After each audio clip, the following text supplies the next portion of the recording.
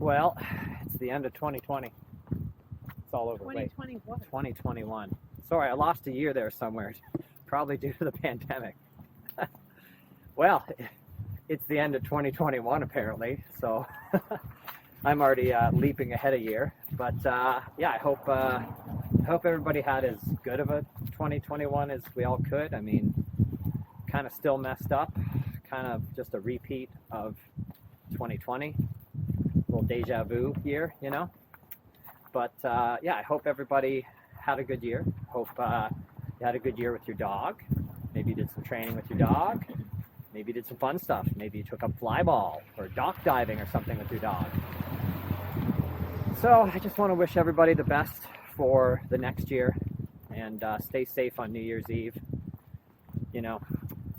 And I thought I would share a little bit of final advice for this year, because I've had some friends that reached out to me over the last few months, and they wanted to do some training with me, but they wanted to take their new dog to a group class for some socialization, and that's cool. So they're asking me like where I would recommend for a group class in the area. And the first thing I said to everybody, and this is what I'm going to share with you today, and I think every dog owner should know this, and I don't think many dog owners do know this, so pay attention. So what I said to them was, the first thing you need to do is make a decision. Okay? As a dog owner, all of us have to make a decision on how we would like to raise and train our dogs. And the first decision you're going to make is, what style of dog training, what philosophy of dog training are you going to subscribe to? Like what speaks to you and what do you want to try? And essentially it can be broken down into two different groups. We've got the positive reinforcement only style of dog training, and we've got balanced dog training. I'm in a good position to speak about both. I won't get too in-depth, but I'll give you the basic overview, which should help you be able to make a decision. And just an FYI, this is where all of the conflicting information comes from. So if you're using YouTube or a book or just Googling things and you're finding all of this conflicting information, and you notice I'm being very careful. I'm not calling it misinformation. It's not misinformation. It's conflicting opinions. That's what you're finding. So the first thing you need to do is decide which style speaks to you. And I am certified in both styles of dog training. Not many trainers bother to do that because you're sort of indoctrinated. When you get into dog training, you're sort of indoctrinated into sort of that style of dog training that you get into, and then you're sort of told that like the other side is just automatically wrong.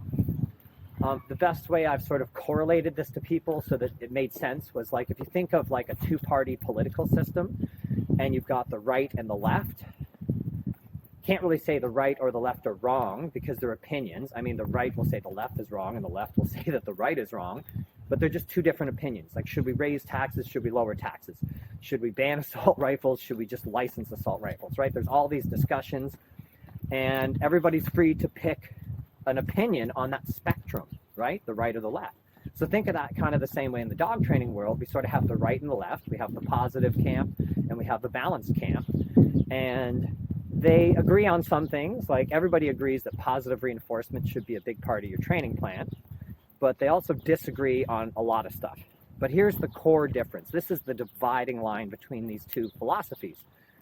The positive reinforcement style training only wants to use positive, like, you know, reinforcing feedback. They only want to reward good behavior, and more or less they're going to try and ignore an unwanted behavior, reward good behavior. That'll strengthen the good behavior, and the unwanted behavior will fade away. It will become extinguished over time. Whereas the balanced training camp would say, I think we need more feedback. I think we need to have, you know, positive feedback and negative types of feedback. We need to have rewards and consequences, where the positive camp does not want consequences.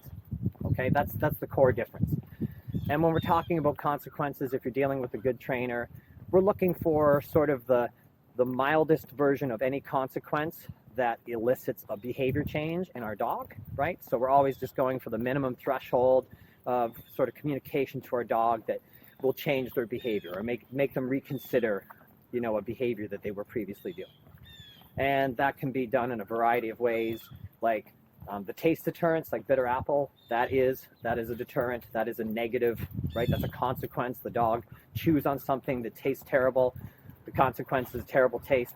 So also don't think of consequences as necessarily awful, which I think is one of the issues, is people just automatically think like the consequence is just terrible, and that's not always the case.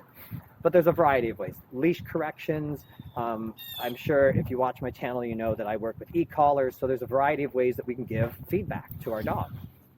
And the first thing you need to do is decide, does a balanced methodology speak to you, or does a positive only style speak to you? Like what do you feel comfortable with? Dog training is a results-oriented business. So regardless of what the opinions are on either side, either a technique works for you and your dog, or it doesn't work for you and your dog. And if it's not working, it doesn't matter how passionate somebody is about their advice. If it doesn't work, it just doesn't work. So they can tout it all day and sing it from the mountaintops, but if it's not working, nobody cares. It doesn't work, right? I don't care about advice that people give me and the advice doesn't work. I don't go, hey man, that was super good advice, although it didn't work, right? It's poor advice if it doesn't work. So if you've been working in one style and you don't find it to be very effective, whoa, almost rolled my ankle there. Let's go this way. Ollie, chickpea. So if you're working in a style, or you've gotten recommendations and they're not working, don't think that your dog's untrainable. That is not the case. That's just maybe not the right training technique or tool for your dog. And also certain tools, e-collars, prong collars, things like that, certainly only on the balanced side of dog training and not on the positive reinforcement only style of dog training, right? So you'll have a smaller selection of tools and options over on the balance or on the positive side, where sort of the ethos on the balance side would be there are no inherently bad tools, there's only bad use of tools, meaning that like the balance side would think, hey, all tools are fair to use as long as you've been taught how to use it properly and safely. Okay, but that's just a little piece of advice, and hopefully that helps clear things up if you've been watching all kinds of YouTube trainers or Googling things and you're finding all this conflicting advice. That's where it's coming from. It's just coming from the fact that you have these two different like overarching opinions or philosophies in training, and they're arguing with each other. And that's kind of what you're seeing. You're caught in the middle of this argument, which often leads you going, God, what do I do? I don't know what to do anymore. This is so confusing. So don't let it be too confusing. Just realize that different trainers will offer different advice. It doesn't necessarily make either anybody right or wrong. What's right is what works for you and your dog. So hopefully that helps a little bit. My arm's getting tired, and I'm going to get back to walking with Chris and the dog. So I hope you have a great new year. Stay safe out there, and I'll see everybody in 2022. I guess so. All right, we'll see you there.